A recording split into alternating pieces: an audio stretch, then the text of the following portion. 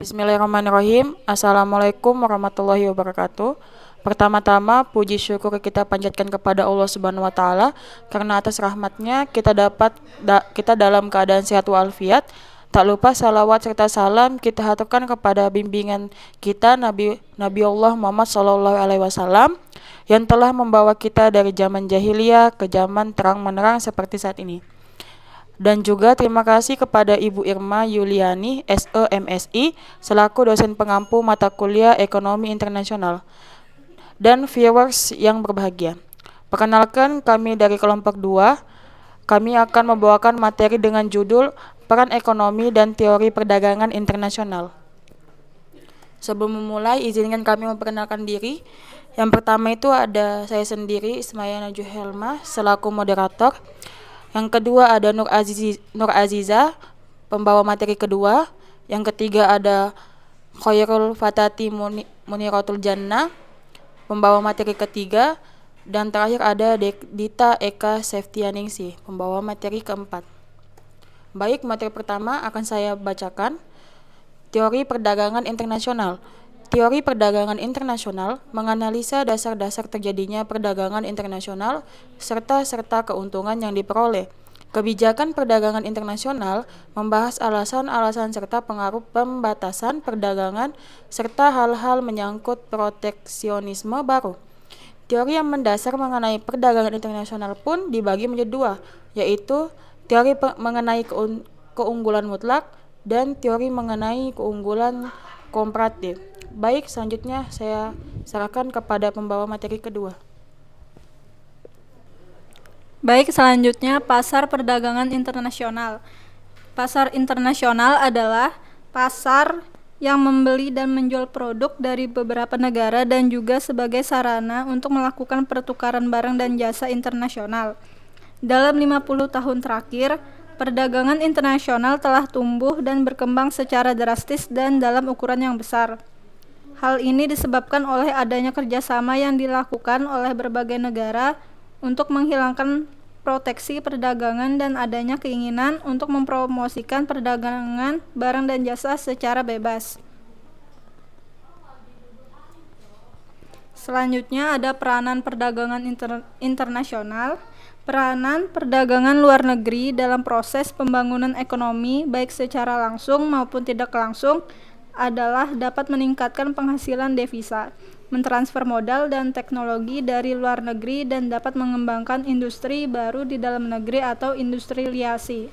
Di samping itu, perdagangan luar negeri juga menyebabkan terjadinya perubahan dari beberapa variabel dalam sektor ekonomi yang akan mendorong laju pertumbuhan ekonomi negara tersebut. Sekian dari saya, terima kasih.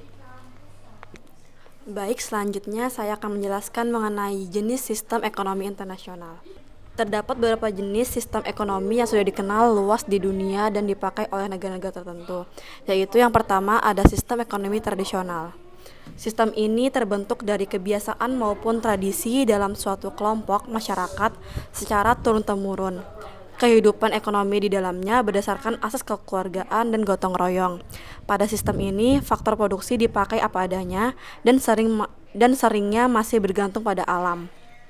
Kelebihan dari sistem ini yaitu kegiatan ekonomi bertujuan memenuhi kebutuhan hidup, bukan mencari keuntungan. Asas gotong royong dan tolong-menolong di masyarakat masih kuat dan jarang ada kecurangan atau saling menjegal demi keuntungan. Adapun kekurangannya yaitu kualitas dan kuantitas produksi sulit diprediksi dan dilakukan standarisasi karena mengandalkan hasil alam dan pertumbuhan ekonomi sangat lambat. Yang kedua ada sistem ekonomi komando.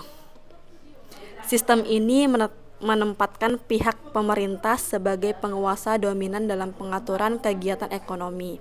Pemerintah cenderung membatasi kebebasan masyarakat dalam kegiatan ekonomi.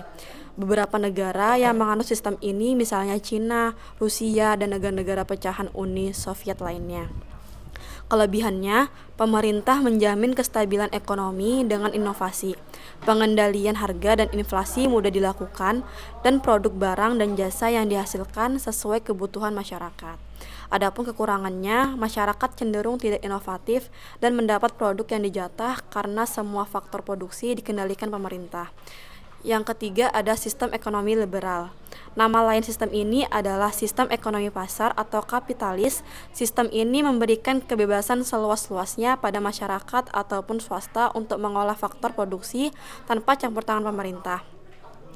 Tujuannya adalah untuk memperoleh kepentingan pribadi. Kelebihannya yaitu tidak ada pembatasan kepemilikan sumber daya, inovasi, dan kreativitas berkembang pesat dalam pasar bebas. Kekurangannya yaitu timbulnya monopoli dari pihak yang kuat, kesenjangan ekonomi sangat tinggi, dan perekonomian cenderung tidak stabil. Sistem yang terakhir yaitu sistem ekonomi campuran. Sistem ini merupakan campur dari sistem ekonomi komando dengan liberal. Pemerintah membebaskan kegiatan ekonomi masyarakat, tetapi tetap memiliki kuasa untuk campur tangan pada sektor tertentu. Di satu sisi, sistem ini membuat perekonomian lebih stabil.